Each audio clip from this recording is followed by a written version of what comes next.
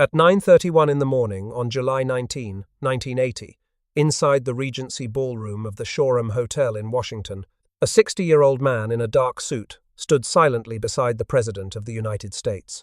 The room was filled with several hundred grey-haired men, veterans of the 9th Infantry Division, gathered for their annual reunion. Urban himself would later estimate close to 1,000 had come. Many of them had not seen this particular man in decades. They had assumed, for most of their adult lives, that he had simply been forgotten by history. They were wrong. When President Jimmy Carter lifted the pale blue ribbon of the Medal of Honor and placed it around the man's neck, something remarkable happened in that ballroom. Grown men, most of them in their 60s and 70s, began to weep openly. Some saluted. Some reached out and touched each other's shoulders. Some simply stared, unable to believe that the paperwork had finally arrived.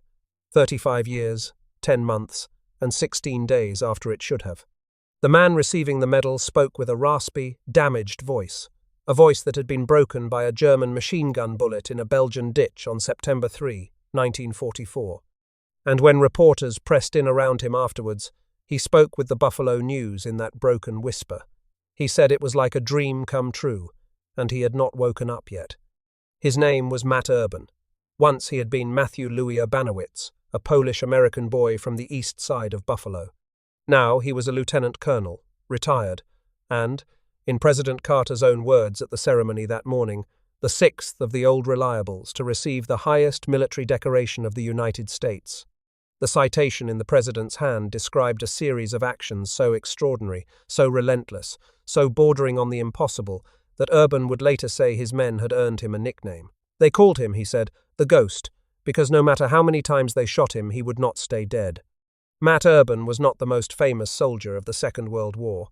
He was not the most written about, nor the most celebrated in his own lifetime.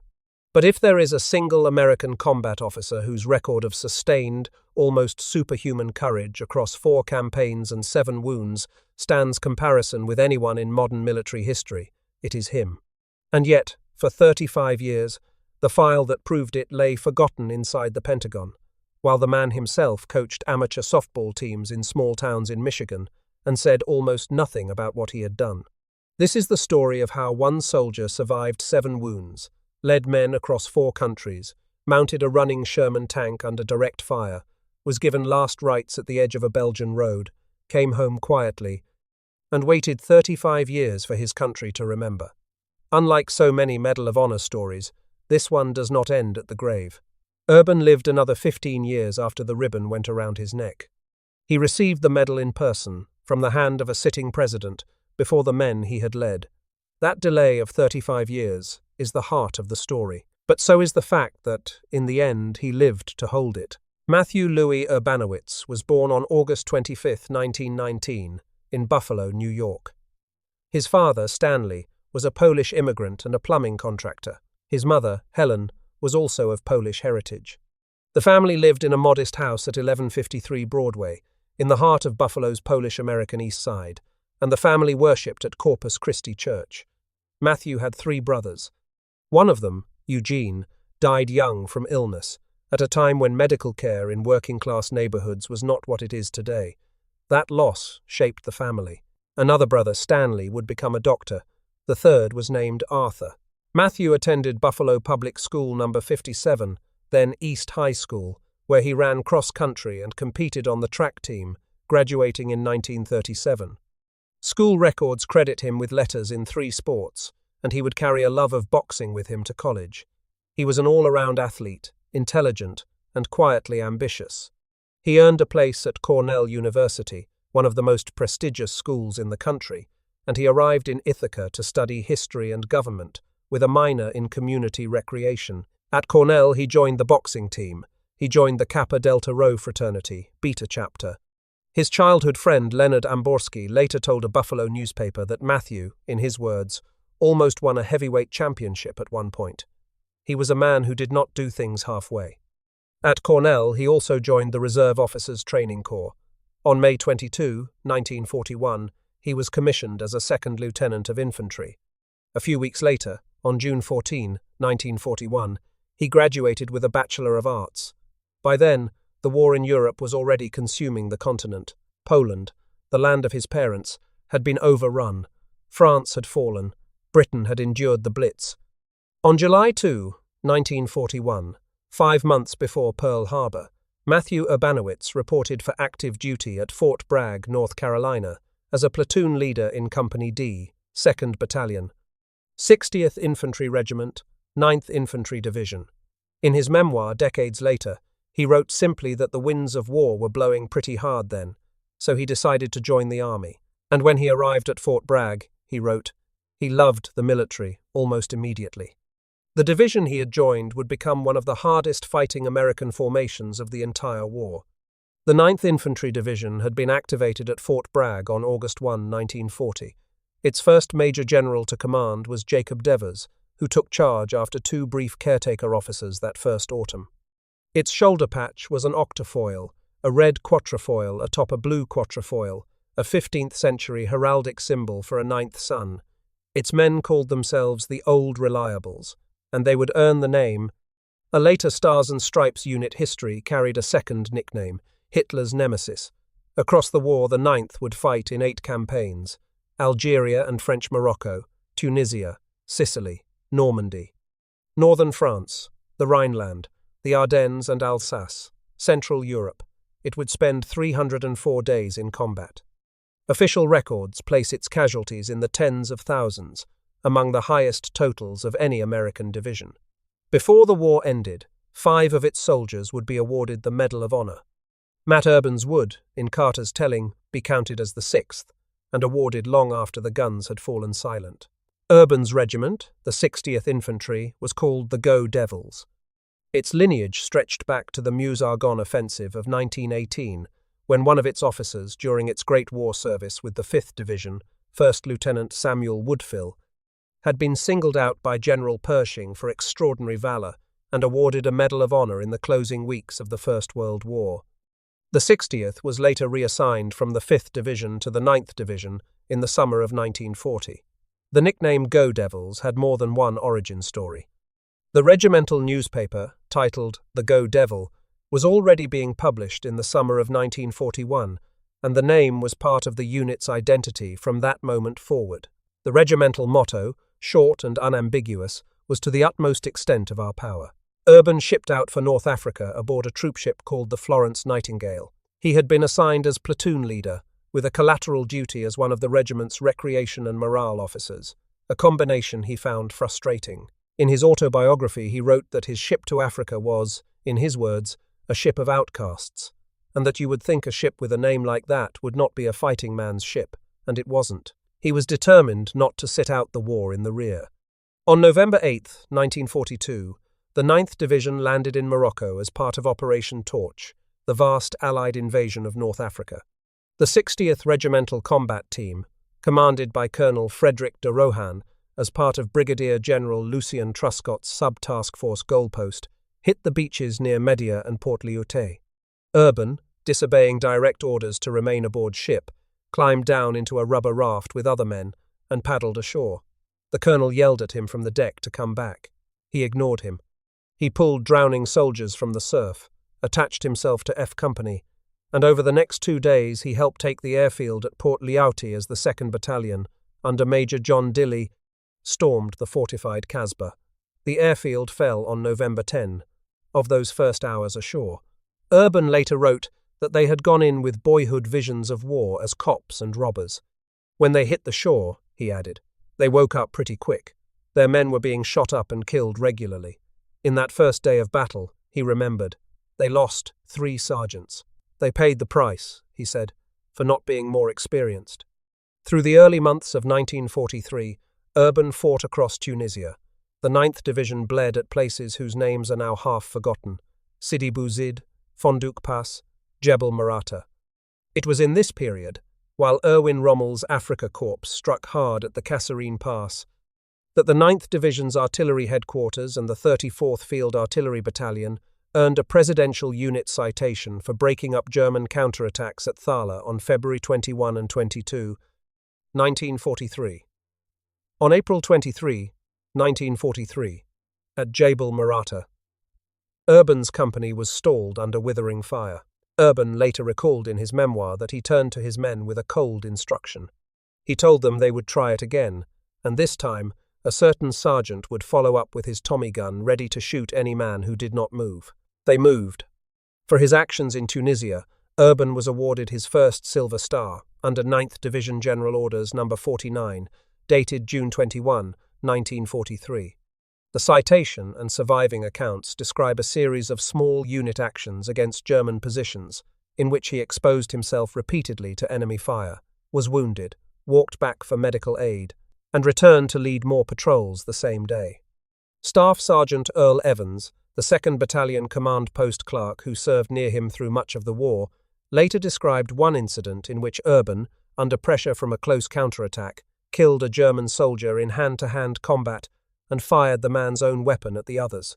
By May 7, 1943, Bizerta had fallen, and Urban's F Company was among the first American units into the city. He had been wounded multiple times in North Africa. He had not yet turned 24 years old. In late July, the 9th crossed the Mediterranean to Sicily. Palermo had already fallen to American forces on July 22.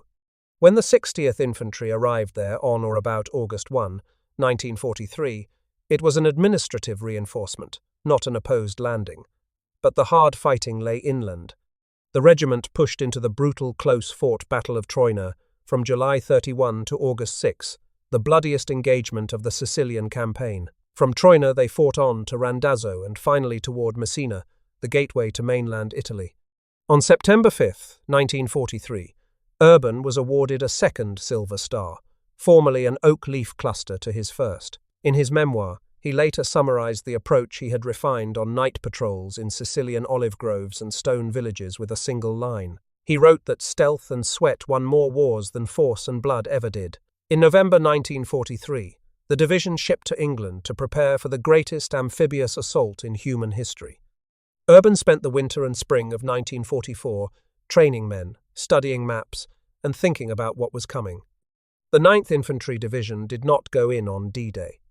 That honour and that cost fell to other units on the beaches of Normandy on June 6, 1944. The 9th came ashore at Utah Beach, Tear Green Sector, on June 10, D+4. Urban's 2nd Battalion of the 60th disembarked from the British transport ship Empire Battleaxe, climbing down into Higgins' boats at approximately 0830 on June 11, 1944. D+5. Their mission was to drive westward across the Cotentin Peninsula, to cut it in half, and to help capture the vital port of Cherbourg. The country they entered was like nothing in their training. The Normandy Bocage, a countryside of small fields separated by ancient, earth-banked hedgerows, was a defender's paradise. The earthen walls themselves stood some feet high, but the thorn and root-matted vegetation on top often raised the effective obstacle well over a man's head. Every field was a killing ground. Every hedge hid machine guns and snipers. American tanks ran up the banks and exposed their thin belly armor to waiting German anti-tank crews. Progress was measured in yards per day, and those yards were paid for in blood. The men of the 2nd Battalion had trained for war on the open fields of the Carolinas and the dry hills of North Africa. Nothing had prepared them for this. A soldier could hear Germans whispering on the other side of a hedge he could not see through. Mortars fell from angles that no artillery could suppress. Snipers moved along the earth walls like shadows. Heat, dust, and the smell of dead livestock lay over the villages. German paratroopers and Waffenschutzstaffel units, veterans of the Eastern Front, had been given time after the initial landings to dig in. They used every hedgerow, every sunken lane, and every ancient stone barn. American rifle companies that had landed at full strength were reduced to skeleton formations within a week. Replacements arrived green and died quickly. It was into this world that Captain Matt Urban led F Company that June. 8 days after D-Day, on June 14, 1944, Captain Matt Urban and his company attacked toward the village of Renouf. The German positions, according to what would later become his Medal of Honor citation, were unmercifully raking his unit with heavy small arms and tank fire. Casualties were mounting. The attack was stalling. A lesser officer would have called for artillery and waited. Urban did not wait. He grabbed a bazooka. He found an ammunition carrier. And he moved forward through the hedgerows on foot, openly exposing himself to the enemy until he had a clear shot. The citation describes what followed in the dry language of official records. He destroyed both tanks. His company surged forward and routed the defenders. The same day, attacking toward Orglandes, Urban was shot in the leg by direct fire from a 37mm tank gun. By any reasonable measure, he should have been evacuated at once. Instead, he refused. At 0500 hours on June 15, 1944, he was still in the field, still directing his company's attack. An hour later, at 0600, he was wounded again, this time seriously. Only then, with 2 wounds and a leg that would not properly carry him, was he at last evacuated to a hospital in England. He should have stayed there. He did not. Through the end of June and into July, Urban lay in an English hospital bed and listened to the news from France. Operation Cobra, the great American breakout from the hedgerow country, was about to begin near St. Lo. His 2nd Battalion of the 60th was in the path of it, and the unit was being chewed apart. On or about July 24, 1944, still limping, still formally unfit for duty, Urban walked out of the hospital. He had no official orders, no approval, and no transport.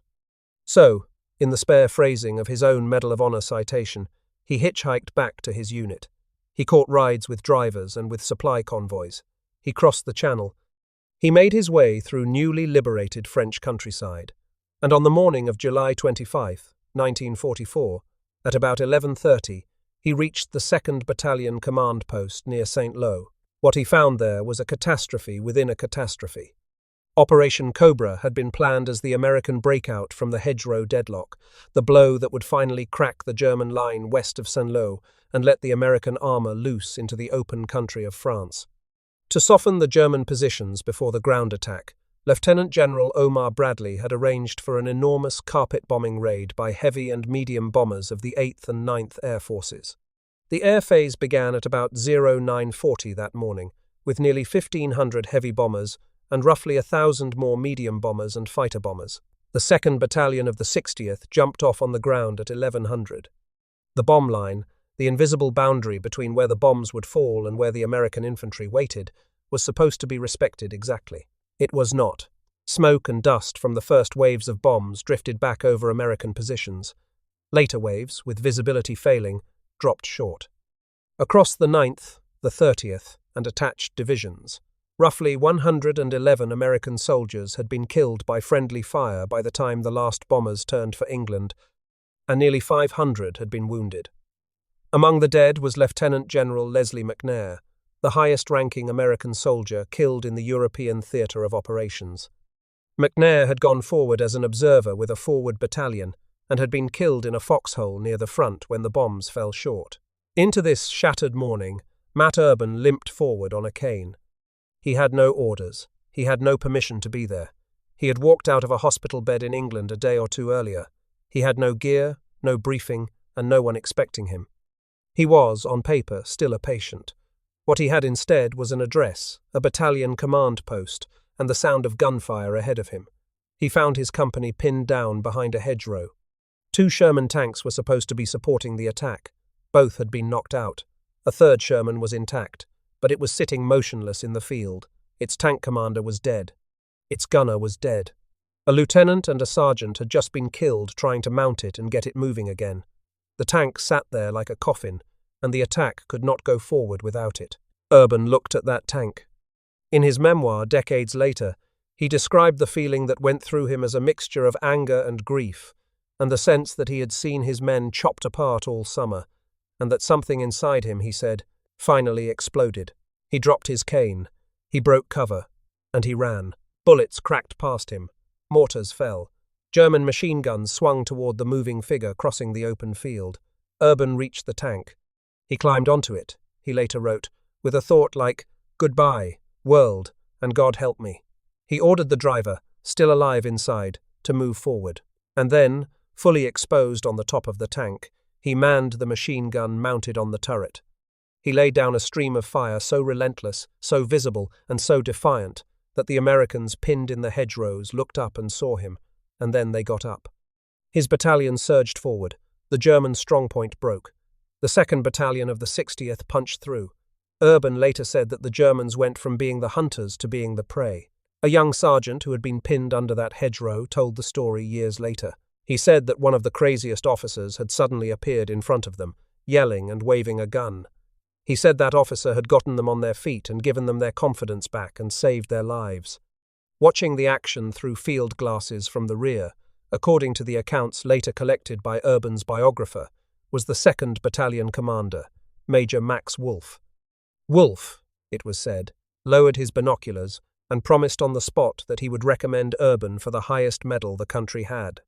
He promoted Urban to executive officer of the 2nd Battalion, and he directed the battalion clerk, Staff Sergeant Earl Evans, to begin writing up a Medal of Honor recommendation.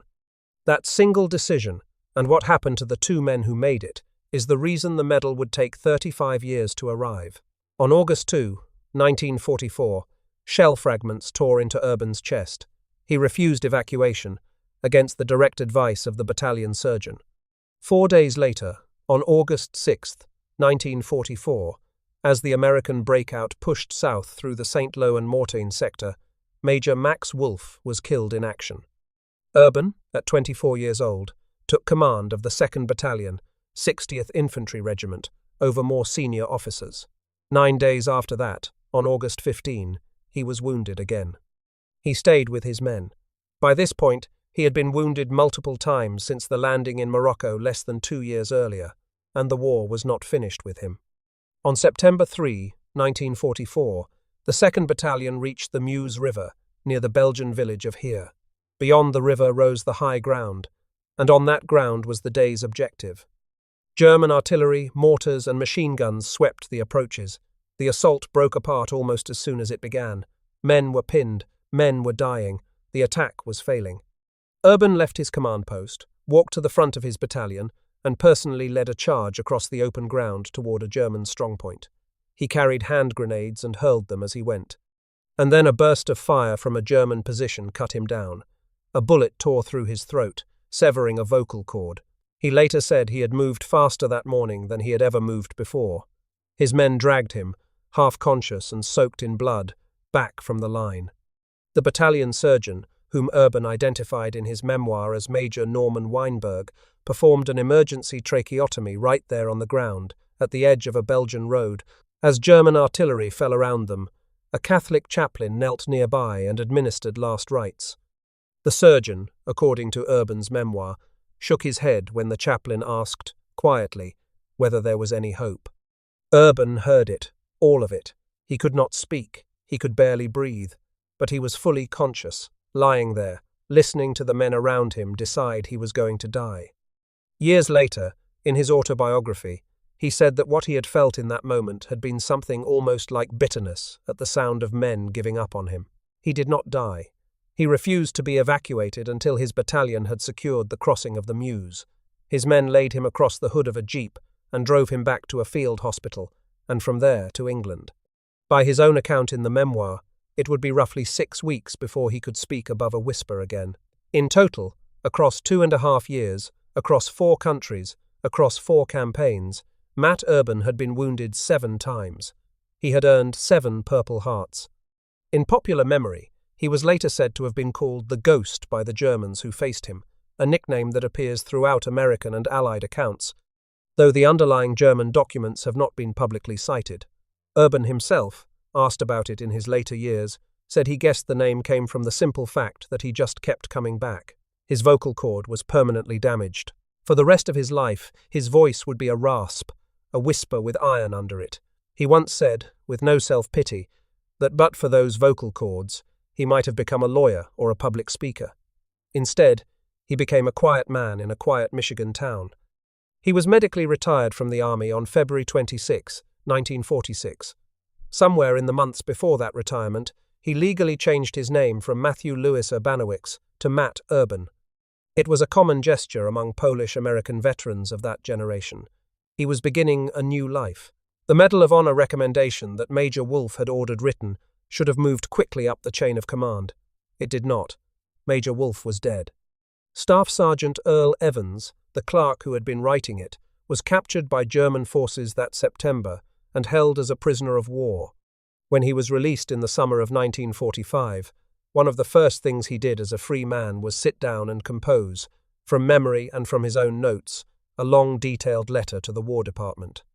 He dated it July 5, 1945. In it, he described Urban's actions from Tunisia through Saint-Lô. Evans wrote that the sight of Urban limping up the road, all smiles, raring to lead the attack once more, had brought the morale of the battle-weary men to its highest peak. Evans addressed that letter toward the 9th Infantry Division headquarters, then serving in occupation duty in Germany. According to a later Congressional Research Service memorandum, there is no evidence that the letter was ever received by the division headquarters in Europe. A copy of it, however, had been filed into Matt Urban's personnel record at the War Department, and there it sat. For more than 3 decades, that file sat untouched, while Matt Urban went on with his life. From 1945 to 1947, he edited a column called The Veterans View Bulletin at Liberty magazine in New York. Then he moved to Michigan and devoted himself to something very far from war. He became a recreation director. From 1949 to 1956, he ran recreation programs in Port Huron. From 1956 to 1972, 16 straight years, he was director of the Monroe Community Center, where he coached several National Golden Gloves boxing champions and chaired the Michigan Olympic Boxing Committee. From about 1972 until his retirement in 1989, he ran Holland's Civic Center and Recreation Department, and in that small Michigan town they called him Mr. Softball. He was inducted into the Michigan Amateur Softball Association Hall of Fame. People who met him during those years in Michigan often remarked on the same thing. The man who ran the softball league was calm, patient, endlessly kind with children, and almost impossible to provoke. He refereed tempers at Little League games. He built ice skating rinks in the winter. He organized summer camps for poor families. Parents trusted him with their sons. Rival coaches respected him. The local papers wrote about him once or twice a year when another boxer or wrestler he had mentored won a state title. They called him simply Coach Urban. Almost none of them knew what the voice in his throat had cost him. Almost none of them knew that the small, raspy man shaking their hand at a civic ceremony had mounted a running Sherman tank in Normandy and been given last rites at the edge of a Belgian road. His first marriage, to Shirley Holmes, lasted about 25 years. His second wife, Jenny, had been a transportation manager at a Michigan corporation. She moved with him to Holland in 1972. Their daughter, Jennifer Helen Urban, grew up and in later years lived in Massachusetts, and then in other states under a married name. Jenny later admitted that she had not known, when she married him, what he had done in the war. She said that after the wedding she had been going through his papers one day, and there had been all these medals. She said she had turned to him and asked, simply, "What is all this?" He had not explained in detail. He almost never did. He said later, looking back, that when he came home, he had never thought about war. That, he said, was why the medal had been 35 years late. He just never pursued it. In 1977, at a reunion of the 9th Infantry Division, Matt Urban learned, for the first time, that Earl Evans's 1945 letter had ever existed. A Michigan disabled American Veterans Service representative, who knew Urban, quietly filed a formal inquiry with Army headquarters around this time. In February 1979, a chief warrant officer named Carl Hansen, working in the Pentagon Awards office, pulled the dusty file. A lieutenant colonel named Stephen Sprindis, who had served alongside Urban in 1944, resubmitted the recommendation with sworn testimony from surviving witnesses. The Polish-American Congress added its institutional voice to the petition. Army review boards took the matter up, deliberated, and approved. President Jimmy Carter, himself a Navy veteran, personally signed off on the award. Urban was notified by the White House in early July 1980. The ceremony was set for mid-month. On July 18, 1980, at the Pentagon, Army Chief of Staff General Edward Meyer presented Matt Urban with a Legion of Merit, a Bronze Star Medal with the V device for valor, and his 7th Purple Heart. On the same day, at the French Embassy in Washington, Ambassador François Lefebvre de la Boulaye presented him with a Croix de Guerre, whose citation had been signed by Charles de Gaulle himself in June 1944 and had simply never been delivered. That French medal, too, had been 36 years late. Then came the morning of July 19, 1980. President Carter placed the Medal of Honor around Urban's neck at 9:31 in the morning, before several hundred guests, including scores of veterans of the 9th Infantry Division. His words, preserved in the official White House transcript held by the American Presidency Project, were careful and deliberate. Carter said that they were there that day to honor a hero. He said that, unfortunately, Urban had had to wait almost 36 years for official recognition from the government for his special act of heroism.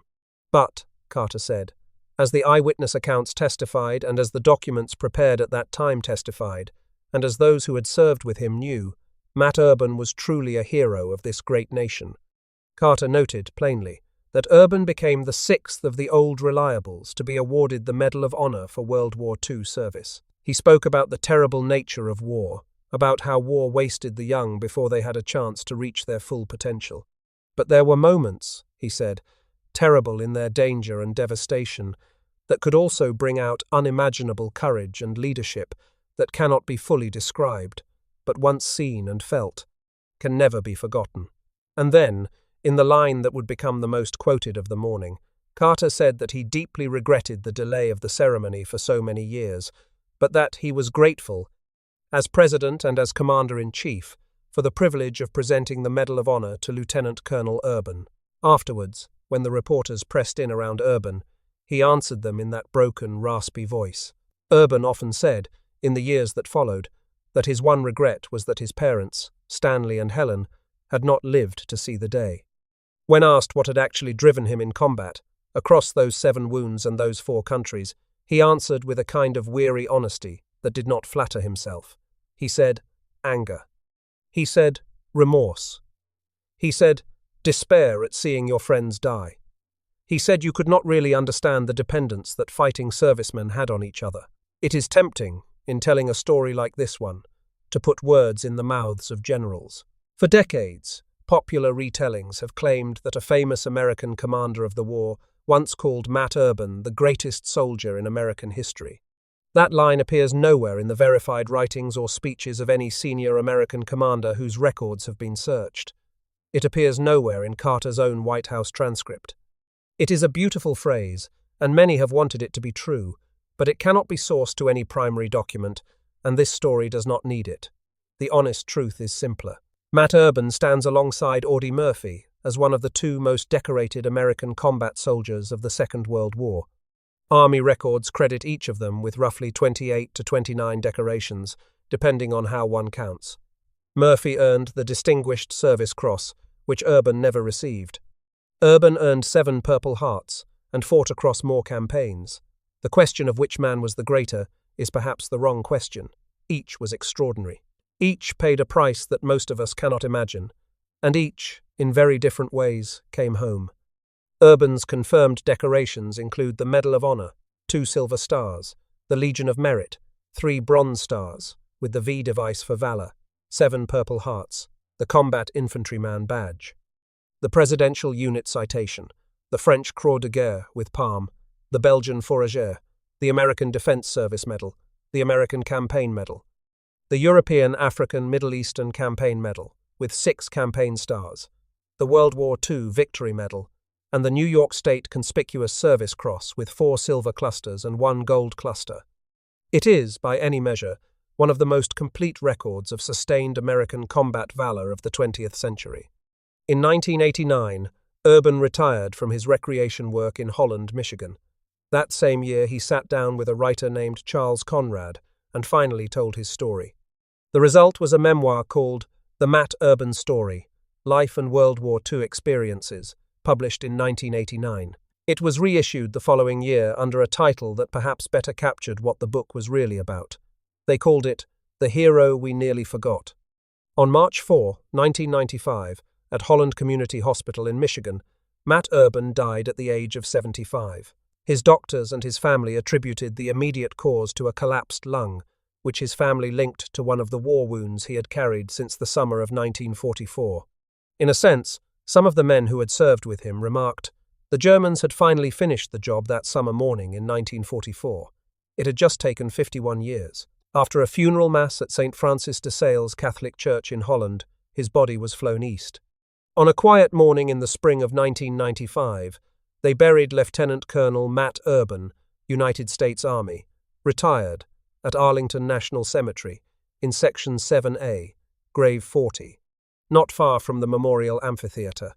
The simple white stone gives his rank, his name, his war, and the one decoration above all others that had been promised to him in a hedgerow outside St. Lo, and delivered 35 years later in a ballroom in Washington. The story of Matt Urban is not, in the end, simply a story about courage. Courage is the subject of 1,000 war films. This is a story about memory and about the slowness of justice. A 24-year-old captain took a tank round to the leg in Normandy and refused to leave his men. He hitchhiked out of a hospital bed in England to rejoin a battle he did not have to rejoin. He mounted a running Sherman tank after watching his own officers die trying to climb it, and he held the top of that tank under fire long enough for an entire battalion to remember how to stand up. He led a charge across open ground against a German strongpoint and was shot through the neck and given last rites at the edge of a Belgian road. He came home. He coached small-town boxing teams. He ran softball leagues, and he said almost nothing about any of it. His country, in the meantime, simply forgot. Not maliciously, not deliberately. The paperwork just, as paperwork sometimes does, slipped. A major was killed. A sergeant was captured. A letter was written in good faith and filed in the wrong place. The file sat. The years ran on. Korea happened. Vietnam happened. A generation of veterans grew old. And in a cabinet, inside a building on the Potomac, the record of one of the most remarkable combat careers in modern American history waited, silent, for someone to notice. That the medal arrived at all, in the end, is a testament to a handful of people who refused to let it stay lost. A prisoner of war in 1945 who came home and wrote his letter anyway, even though no one had asked him to. A warrant officer in the Pentagon in 1979 who took the time to pull an old file. A lieutenant colonel who remembered his captain and was willing to testify. A service representative in Michigan who made a phone call. A Polish-American community that refused to let one of its sons be forgotten. And a president who signed the papers and said, into a microphone in front of the men Urban had led, that he deeply regretted the delay. Matt Urban himself, when asked in his final years whether he had been bitter about those 35 silent decades, always said the same thing. He said no. He said he had not pursued it. He said he had been living his life. He said the medal, when it came, was more than enough, and that the real medals had always been the men he had served with, the ones who came home and the ones who did not. He said the country did not owe him anything. He said he had simply done his job. Those who knew him well say that, in truth, something in him never fully healed. The throat wound that took his full voice, the lung that slowly failed, the dreams that he did not describe to his daughter, the quiet that settled over him whenever certain names came up. A man can survive 7 wounds and still carry another wound inside. A man can be called a ghost by his enemies and still be a ghost, sometimes, to himself. Today, across 3 states, his name is cut into stone and steel.